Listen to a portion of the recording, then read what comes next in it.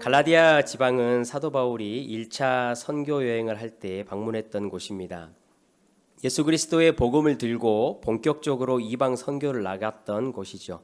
그곳에서 아주 복음의 놀라운 역사들을 경험했습니다. 바울은 갈라디아 지방에서 죽을 고비를 여러 번 넘겼고 이 갈라디아 사람들을 위해서 해산하는 수고를 겪었습니다. 첫 번째 교회들이지요. 복음을 들고 이방으로 나가서 세워진 교회들이니까 이 첫 교회들에 대한 아주 깊은 사랑을 가지고 있었습니다.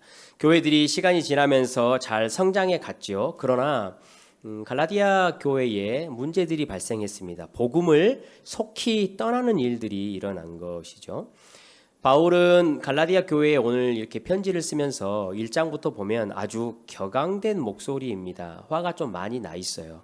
그러면서 공적인 편지에다가 저주의 이야기를 하고 또 오늘 본문에도 두 번이나 등장하죠. 어리석은 성도들이라라고 여러 번 이야기를 합니다. 그 성도들이 무엇이 그렇게 어리석었을까? 오늘 3절에 보면 그 핵심적인 이야기가 등장합니다. 성령으로 시작해서 육체로 마치는 일을 했다라고 이야기를 하죠. 다른 말로 또 이야기를 하면 이제 오늘 본문에 있는 이야기를 정리하면 듣고 믿음으로 시작했다가 율법의 행위로 마치는 그러한 신앙생활을 하고 있다라고 이야기를 합니다. 2000년 전에 있었던 유대인과 이방인들의 이야기입니다. 오늘 본문은. 그리고 지금 사실은 저희가 율법이라는 걸 가지고 있지도 않잖아요. 그래서 오늘 본문은 여러분 어떻게 보면 이해하기가 힘든 본문이에요. 그러나 확실한 것은 한 가지 있습니다. 만약에 사도 바울 목사님께서 오늘날 교회에 편지를 쓰신다라고 했을 때 아마도 이 갈라디아서 오늘 본문과 동일하게 편지를 쓸 것이라는 사실이에요. 이 시대를 살아가고 있는 교회가 여러분 육체적으로 율법적으로 신앙생활을 하고 있는 일들이 너무나 많이 있습니다. 교회는 많이 있지만 교회와 성도들이 사실은 보이지 않게 병들어 가고 있는 모습들을 참 많이 봅니다. 진짜 예수 그리스도의 복음의 능력과 성령의 능력을 경험하지 못하는 경우들이 여러분 우리 주변에 너무나 많이 있습니다. 그래서 오늘은 우리가 그 말씀을 한번 들어보려고 합니다. 성령으로 시작하여서 육체가 아닌 성령으로 마치는 복되고 능력 있는 삶이 어떤 것인 건가라는 이야기를 들어보겠습니다. 두 가지 이야기를 여러분 들으면 되겠죠. 첫 번째는 성령으로 시작된 복된 인생이 어떤 것인가 이고 두 번째는 성령으로 그렇다면 마치는 인생이 어떤 것인 건가 그 이야기를 한번 들어보도록 하겠습니다. 여러분 신앙은 여러 가지 복잡한 이야기들과 교리들이 있지만 신앙의 핵심을 간단하게 우리가 쭉 올라가서 생각해 보면 하나님이 존재하시냐 존재하시지 않느냐라는 거예요. 결국은 하나님이 존재하시지 않는다라고 말하는 사람들은 굳이 신앙생활을 할 필요가 없는 것이죠. 하지만 저와 여러분처럼 이 자리에 와서 하나님 앞에 예배하는 우리는 하나님이 존재하신다라는 것을 믿고 신앙하는 자들이죠. 그게 신앙의 여러분 핵심입니다. 그렇다면 그것에 따라서 여러 가지 질문들이 나오겠죠. 핵심적인 질문은 이거예요. 그렇다면 하나님이 존재하시면 어떻게 우리가 그 하나님에게 옳다함을 받을까? 어떻게 그 하나님과 동행할 수 있을까라는 질문이 생기죠. 그리고 거룩하신 하나님 앞에 우리가 살아갈 때 그 거룩 때문에 발생되는 하나님의 재앙과 진노는 우리가 어떻게 면할 수 있을 건가라는 사실은 질문이 뒤따라오는 거죠. 사도행전 13장과 14장을 읽어보면 갈라디아 사람들을 만난 바울의 이야기가 거기에 나와 있습니다. 이 갈라디아 사람들도 여러분 동일했습니다. 그들이 신이 존재한다라는 것을 알고 있었고 그 신에게 어떻게 인정을 받고 어떻게 그 신의 재앙과 진노를 면할 수 있을 것인가 이게 가장 근본적인 고민이었어요. 갈라디아 사람들이 그래서 선택했던 방법이 있어요. 첫 번째 방법은 어떤 것이었냐면 신전에다가 제물을 바치는 일이었어요. 우리가 잘 알듯이 고대에는 그 신에게 인정을 받고 신의 보호와 신의 인도함을 기대하려면 가서 제물을 바치는 일을 하잖아요. 또한 그 신이 항상 자신들에게 재앙을 내리고 애군을 주기 때문에 그것을 피하기 위해서는 가서 제물을 드리는 일들을 갈라디아 사람들이 하고 있었어요. 또 갈라디아 사람들 중에는 이 신에게 인정을 받고 신의 재앙을 피하기 위해 선택한 한 가지 방법이 또 있었어요. 그게 유대인들의 가르침이었어요. 유대인들이 거기 주변에 많이 있었잖아요. 회당에 가면 가르쳐줘요.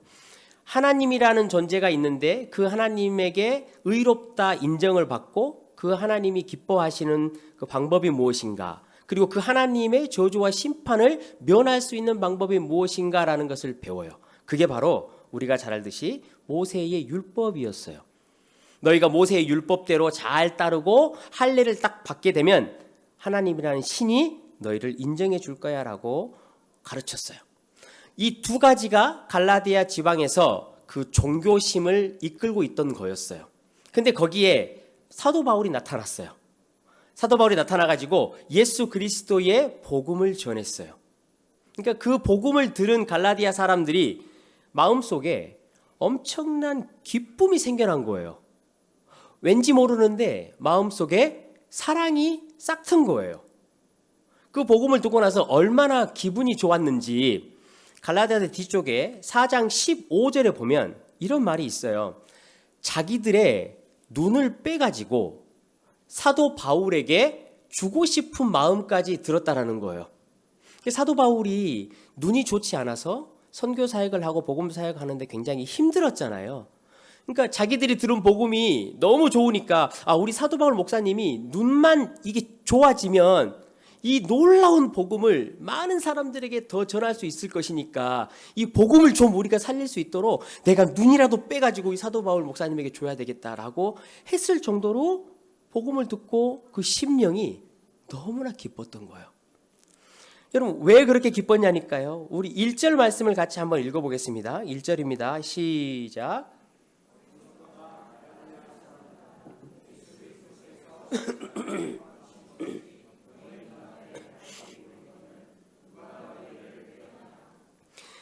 갈라디아 사람들이 예수 그리스도의 복음을 들었을 때요, 예수님의 십자가가 자기들 눈앞에 보여지는 것과 같이 보인 거예요.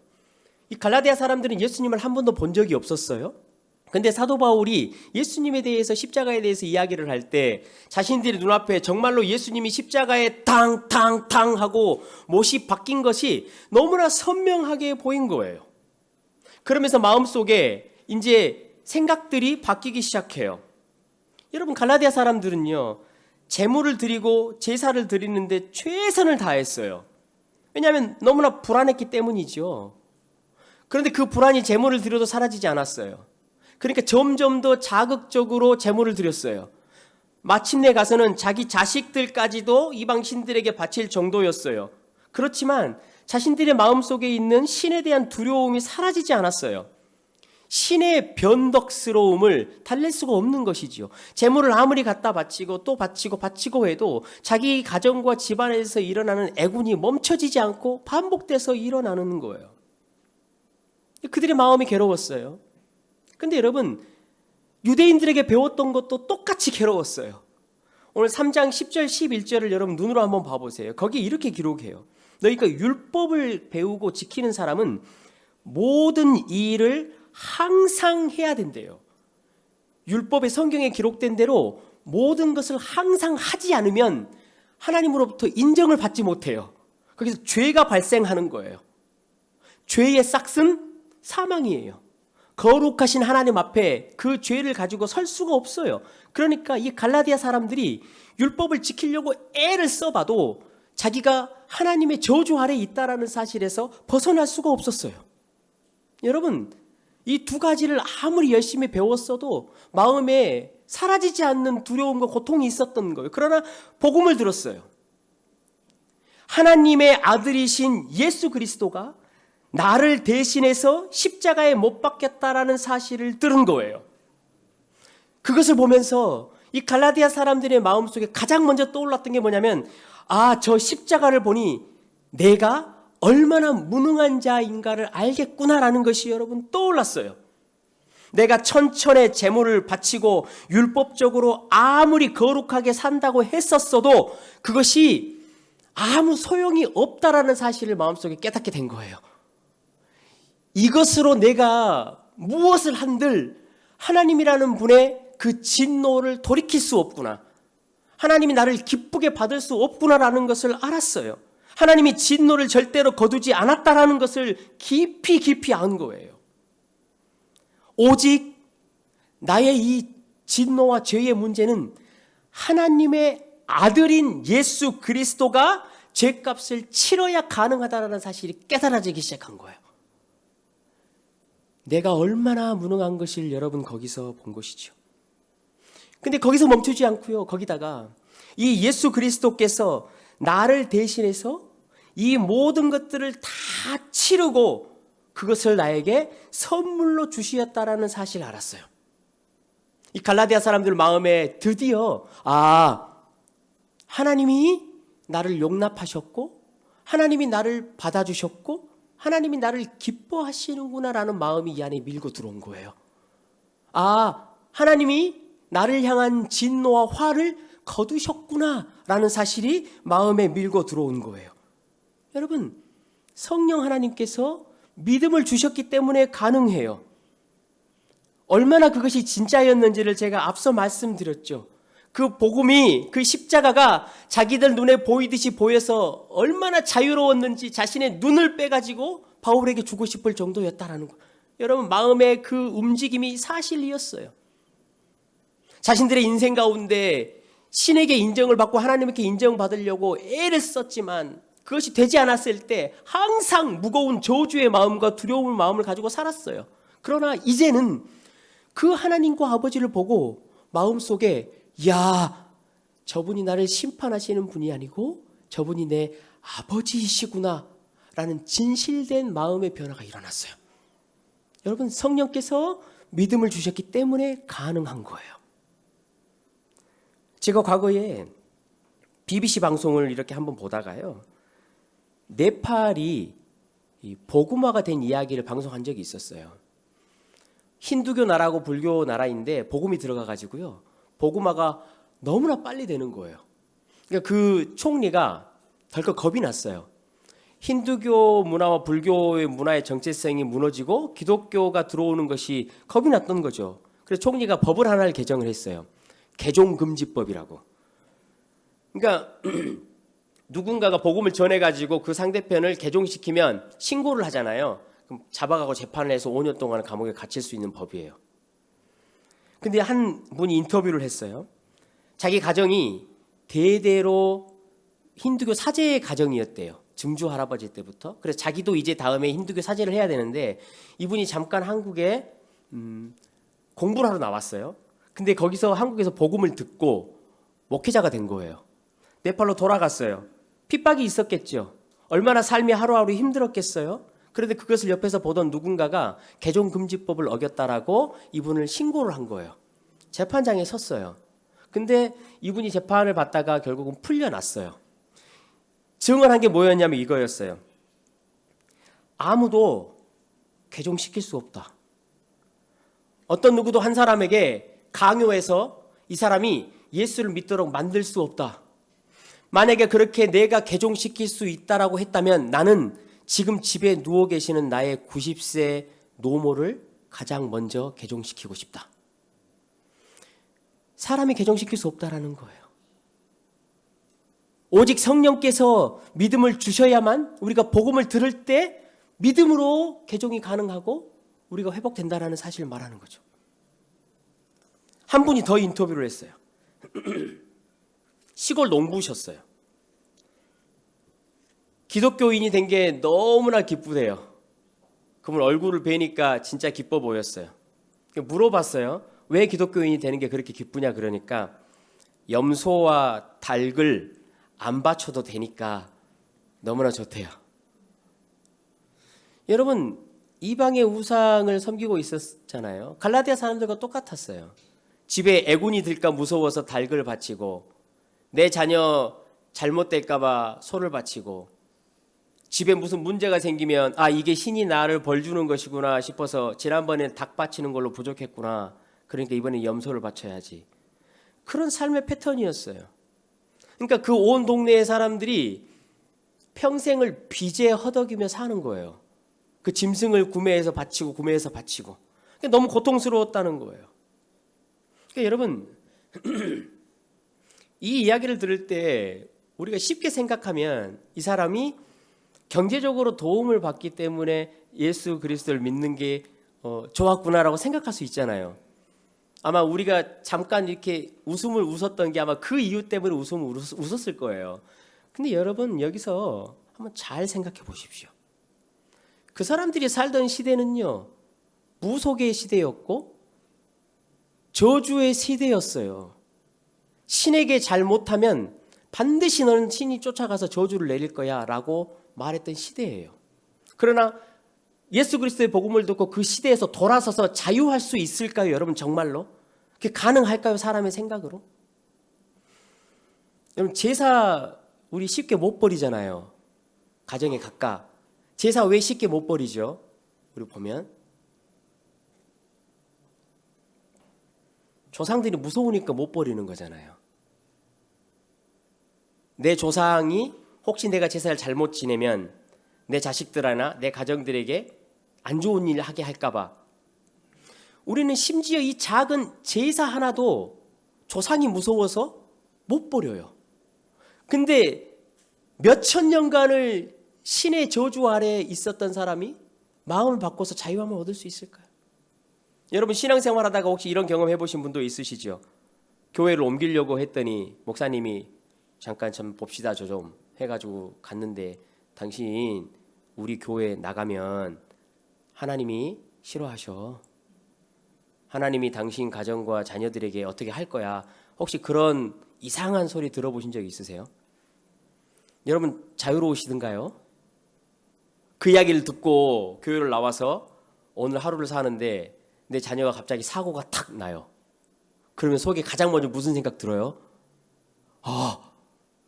하나님이 나를 이렇게 그 목사 말대로 이렇게 저주하시는 건가?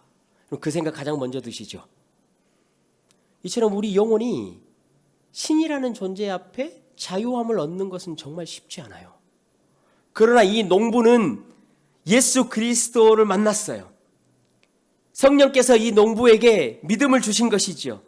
십자가에 탕탕탕 하고 못 박히신 예수 그리스도가 자신의 눈앞에 보였어요. 이제는 자신이 어떠한 죄도 없고 어떠한 저주도 없다라는 사실을 알았어요.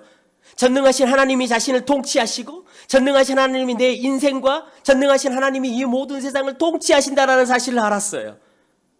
이제는 자기가 하나님과 화평을 이루었다라는 사실을 안 거예요. 예수 그리스도의 복음 때문에. 그래서 그 하나님을 아빠, 아버지라 부를 수 있게 되었다는 사실이 그 믿음이 자신 안에 너무나 확신했던 거예요. 여러분, 그래서 그 자유 때문에 기뻐한다라고 이야기를 했어요. 성도 여러분, 우리도 마찬가지예요. 저와 여러분도 그냥 믿는 것이 아니고 저와 여러분 예수 그리스도의 십자가의 복음을 들었을 때 언젠가 성령께서 믿음을 주셨기 때문이에요.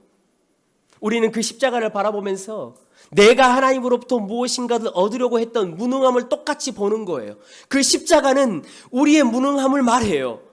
네가 무엇을 한다고 해도 하나님이 너를 그것 때문에 받아주지 않는다라는 무능함. 또 그 십자가를 통해 우리는 전적으로 하나님이 우리를 대신해서 우리를 사랑하셨다라는 사실을 알려주셨어요. 그것 때문에 성도 여러분, 우리는 하나님 안에서 안식의 삶을 드디어 시작할 수 있었어요. 이랬던 갈라디아 성도들이요, 점점 구원의 감격이 사라지기 시작했죠. 여러분 생각해 보십시오. 예수 믿는 것 때문에 가정이 어려워졌어요. 핍박을 받기도 하지요. 오랜 시간을 그렇게 신앙생활을 하며 살았어요.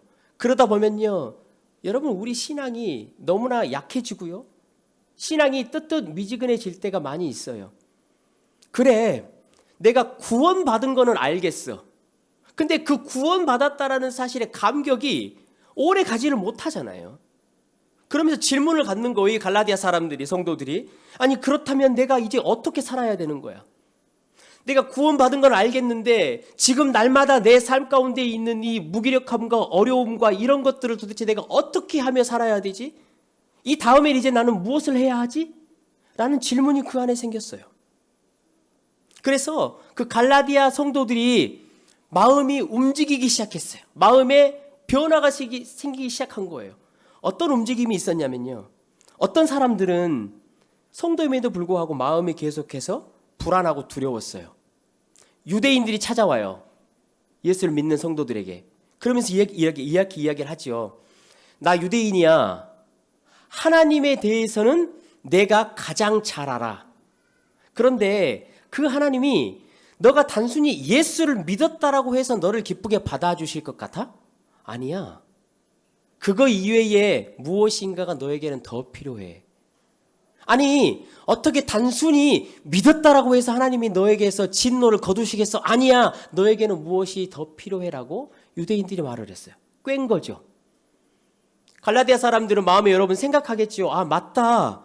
저 사람들이야말로 하나님에 대한 전문가들이지 어쩐지 이상했어. 아니 예수라는 사람을 믿는다라는 것 자체만으로 어떻게 하나님이 나를 받으시고 나를 옳다 하시겠어? 아니 믿는다라는 것 하나 때문에 어떻게 그 죄에서 나를 구원하시겠어? 라는 두려움과 불안이 계속해서 있었어요. 또 어떤 사람들은요 이런 생각을 가지기 시작했어요. 마음이 불안하고 두려우니까 안심거리가 필요했어요. 눈에 보이는 열심을 찾기 시작한 거예요. 여러분 신앙생활 하시다가 가끔 그런 생각 드시죠? 아 내가 이거 신앙 이렇게 가만히 있어도 되나? 내가 무슨 이렇게 교사라도 좀 해야 되는 거 아닌가? 찬양대라도 좀 해야 되는 거 아닌가? 그런 생각이 들 수 있어요. 왜냐하면 가만히 그냥 믿음만 갖고 신앙생활하는 게 불안하기 때문에 그래요. 갈라디아 사람들도 그랬어요. 눈에 보이는 뭔가가 있고 열심히 있어야지만이 하나님 앞에 자격을 갖춘 듯 했어요. 그래서 내가 내 열심으로 자격을 좀 갖추면 하나님이 나를 좀 더 잘 들어주시겠지. 내가 이제 하나님 앞에 가서 당당하게 요구할 수 있겠지라는 마음이 이 안에 생긴 거예요. 하나님 내가 5년 동안을 중고등부 교사를 하고 했으니까 내가 이 정도 기도하는 것은 하나님이 응답해 주시는 거 맞지요? 라고 자신들의 자격을 갖추고 싶었던 마음이 생겨난 거예요. 또 어떤 사람들은요 이런 생각을 했어요.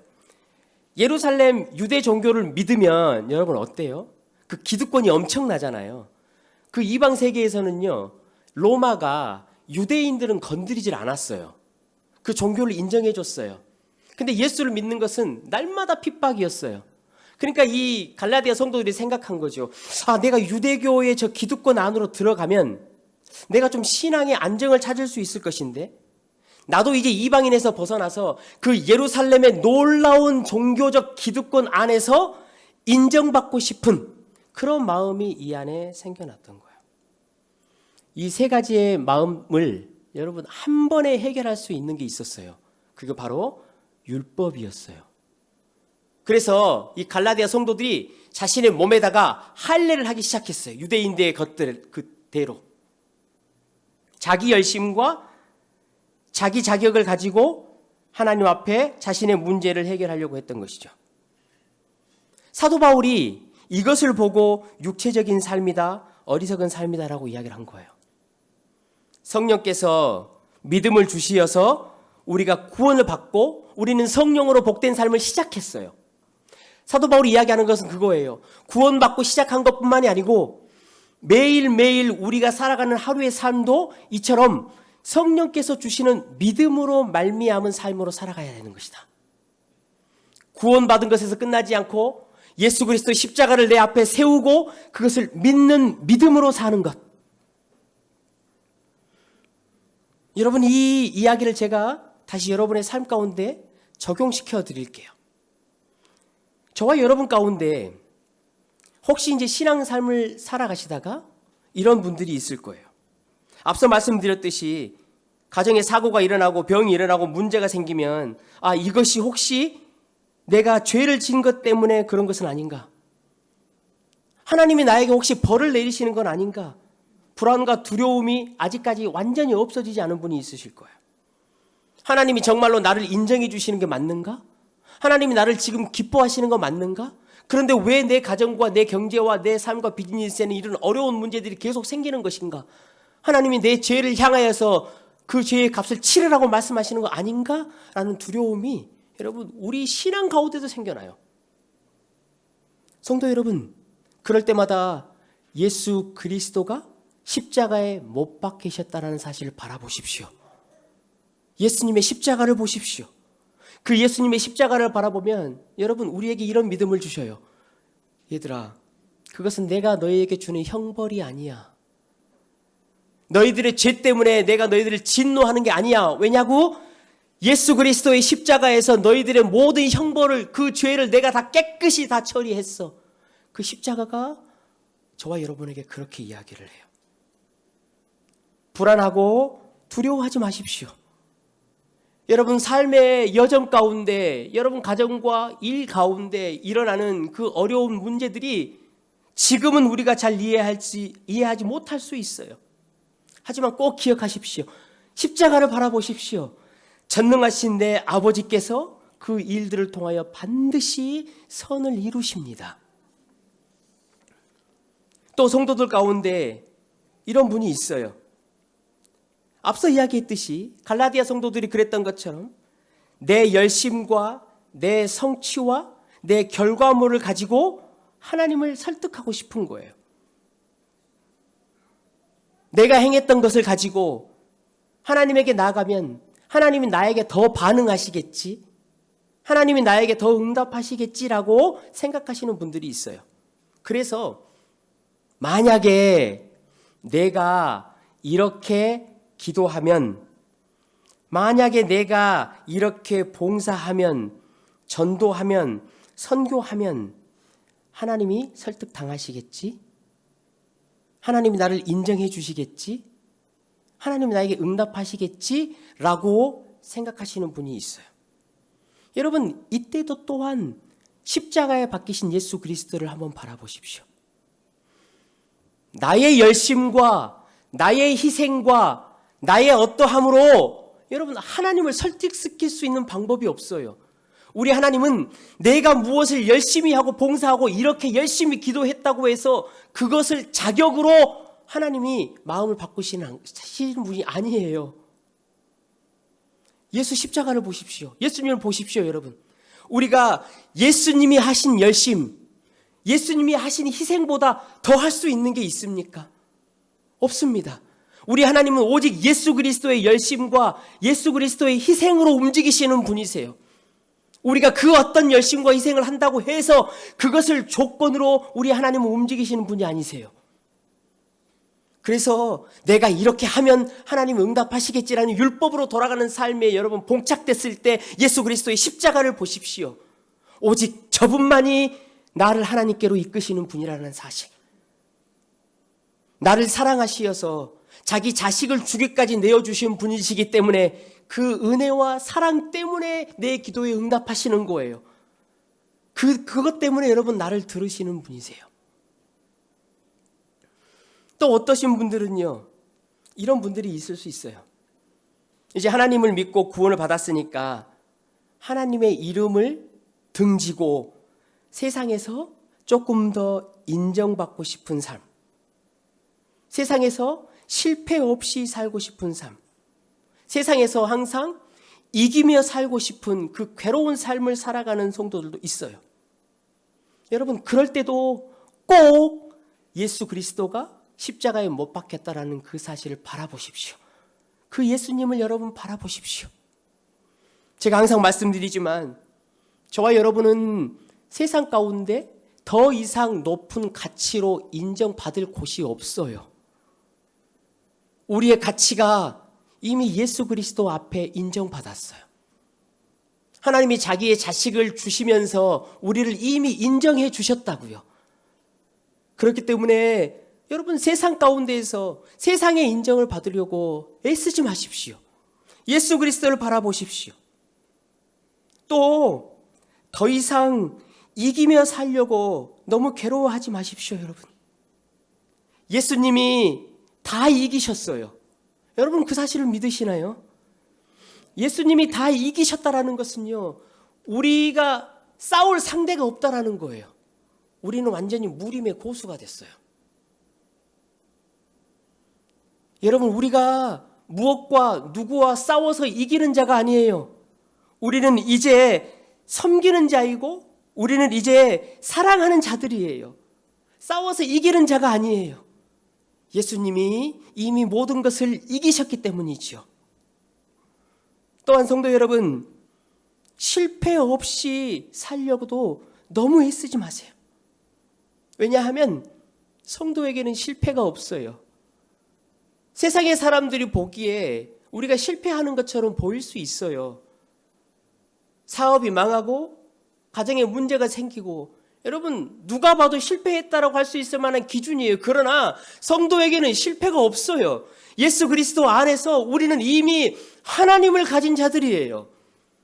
전능하신 그분을 가진 자들이 여러분 우리 성도들이에요. 예수 그리스도의 십자가를 바라보십시오. 그 십자가를 보면 하나님이, 그 전능하신 하나님이 내 아버지라는 사실을 우리에게 알게 하셔요. 그렇기 때문에 성도의 신앙 여정은 여러분 더 열심히 내가 실패하고 좌절할 때 더 열심히 이기는 삶을 사는 게 아니에요. 더 열심히 해서 내 삶을 통제하는 삶이 아니에요. 물론 성도는 열심히 살아야 하지만 그것으로 내 삶을 통제해서 내 인생이 누구보다도 비교 우위를 성취해가는 삶, 여러분 그런 삶이 아니에요. 십자가에 달리신 예수 그리스도를 우리 눈앞에서 보고 성령께서 주신 그 믿음으로 거기로부터 나오는 능력으로 사는 자들이에요. 성도가 성숙한다라는 것, 성도가 성장한다라는 것은 누가 얼마나 무엇을 이루었냐가 아니에요. 얼마나 나를 버리고 예수 십자가를 의지하고 예수 십자가에 맡기냐에 있어요. 그럼 갈라디아서 2장 20절과 21절을 같이 한번 읽어보겠습니다. 오늘 본문 위쪽에 있어요.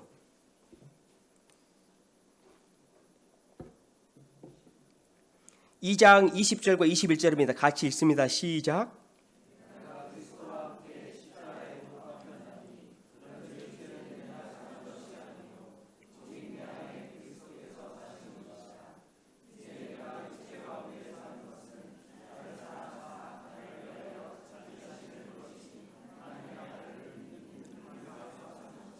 아멘. 여러분, 이제 우리가 성도로서 구원받은 이후에도 우리는 이 땅에서 육체를 가지고 살아가요.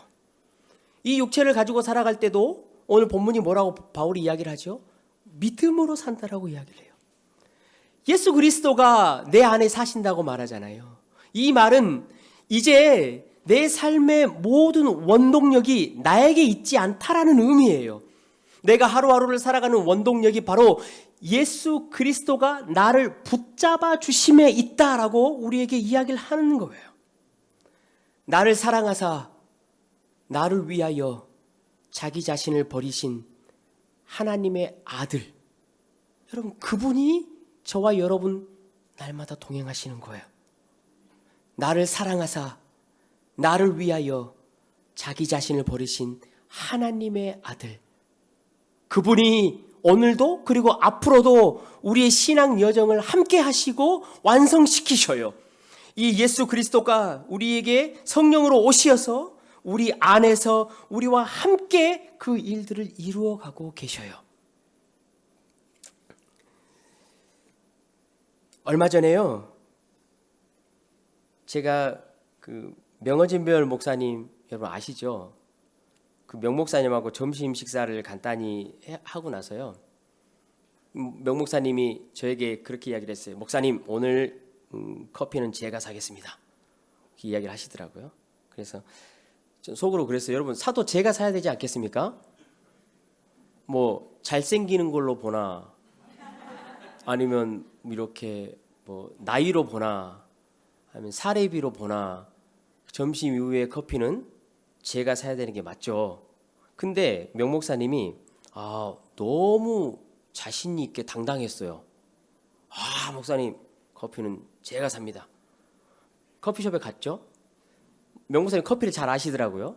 가자마자 거기 사장님하고 원두가 어떻고 어떻게 갈아가지고 어떻게 드립해서 하고 저는 생전 보지도 못한 커피 이름인데 막 그릇을 몇 개 받아가지고 이렇게 마시기도 하시고 케이크도 막 시키시고 저한테 와가지고 목사님 뭐 드시고 싶으세요? 말씀만 하세요. 너무 거침이 없었어요. 굉장히 여유로워 보이더라고요. 근데 이제 커피가 나와가지고 다 마시면서 이렇게 이야기를 하는데 무엇보다도 목사님이 굉장히 해맑고 즐거워 보였어요. 명목사님 여러분 그 특유의 유쾌한 너스레 같은 거 있잖아요. 너스레를 떨면서 막 굉장히 자신감이 있이 커피가 막 이러는 거예요. 그래서 제가 속으로 그러니까 지금 뭐 사실 명목사님이 여러분도 짐작을 하시겠지만 사역하시면서 두 자녀를 키우고 뭐 경제적으로 쉽지 않은 상황이잖아요. 그런데도 이분이 왜 이렇게 당당하지? 라고 제가 그 이유를 듣게 됐어요. 들어보니까 아는 지인분이 그 커피숍에다가 명목사님의 이름으로 다 지불을 해놓은 거예요. 커피 잔을 다 지불하고 케이크 값도 다 지불을 해놨어요. 보니까 커피 몇 잔이 더 남았더라고요. 필요하신 분들은 명목사님에게 빨리 가보세요. 여러분, 성령 하나님께서요, 우리에게 주시는 이 믿음의 능력도 똑같아요. 예수 그리스도께서 십자가에서 저와 여러분을 위해서 다 지불해 놓으셨어요. 그것 때문에 우리 성도가 사는 거예요. 우리의 죄값과 우리의 고통과 우리의 좌절과 우리의 아픔과 우리의 실패와 우리의 연약함과 우리의 상처, 이 모든 것에 대해서 우리 주 예수 그리스도께서 십자가에 완전히 다 갚으셨어요. 단 하나의 티끌도 빠짐없이 우리의 모든 것을 갚으셨어요. 그렇게 하셨기 때문에 우리가 구원받은 그 이후의 모든 삶이 이 성령 하나님께서 예수 그리스도의 복음으로 말미암아 주시는 그 믿음으로 사는 거예요. 그분이 이루실 것이기 때문에 우리의 삶의 여정이 어떠하든지 처음에 시작하셨던 그 분이 마지막까지 반드시 우리를 완성하실 것이기 때문에 여러분 다 지불하셨어요. 우리에게 그 믿음을 주신 것이죠. 성도 여러분, 이기려고 싸우려고 인정받으려고 그런 삶을 살지 마십시오. 자신 있게 당당하게 즐겁게 살아가십시오. 예수님이 다 지불하셨습니다. 더 이상 내 열심으로 혼자 싸워서 문제들을 해결하려고 애쓰지 마십시오. 성령께서 일하실 수 있도록 십자가를 바라보십시오. 예수 그리스도가 십자가에 탕탕탕 하고 박히신 그 십자가를 여러분 기억하고 묵상하십시오. 인생 가운데 넘어지고 연약함 때문에 쓰러질 수 있습니다. 그럴 때마다 주님에게 내 연약함을 인정하시고 주님 나를 도와주십시오. 십자가에 주님이 다 이루셨으니 다 치르셨으니 값을 다 갚으셨으니 저는 그것을 믿고 오늘도 걸어갑니다. 여러분 그렇게 걸어가십시오. 그 십자가의 일을 감사하며 그 십자가의 일을 신뢰하며 그 십자가 앞에 우리의 인생들을 다 쏟아놓고 걸어가십시오. 이미 온전한 자녀로 하나님이 받아주셨다라는 그 마음을 깊이 품고 여러분 이번 한 주도 걸어가십시오. 십자가는 우리의 고통을 잊게 하는 단순한 진통제와 마취제가 아닙니다. 그 십자가는 우리의 눈물을 웃음으로 바꾸고 우리 인생의 재와 같은 삶을 화관으로 바꿔주시는 하나님의 능력입니다. 성령으로 이 복음과 함께 우리의 인생에 믿음을 주셔서 시작하셨습니다. 그렇다면 성령께서 이 십자가의 복음으로 여러분의 그리고 저의 인생을 완성시키실 것입니다. 그것을 신뢰하고 걸어가시는 한 주 되시기를 주님의 이름으로 간절히 축원합니다.